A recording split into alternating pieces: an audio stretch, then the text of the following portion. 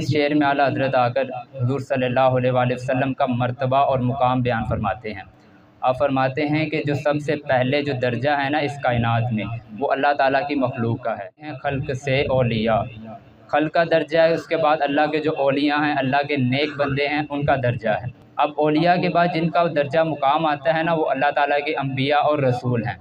फिर फरमाते हैं कि जहाँ पे जाके तमाम अम्बिया के, रसूलों के, औलिया के जितने भी मखलूक़ात हैं, जहाँ पे जाकर उनका मर्तबा मुकाम ख़त्म हो जाता है, जहाँ पे जाकर उनके मर्तबा मुकाम की इंतहा हो जाती है, फरमाते हैं कि हुज़ूर अलैहिस्सलातु वस्सलाम की ज़ात वो ज़ात है कि जहाँ पे जाकर हर किसी की ज़ात ख़त्म हो जाती है, हर किसी की ज़ात की इंतहा हो जाती है। फरमाते हैं वहाँ पे जाकर मोहम्मद मुस्तफ़ा की ज़ात की शान की इब्तदा होती है।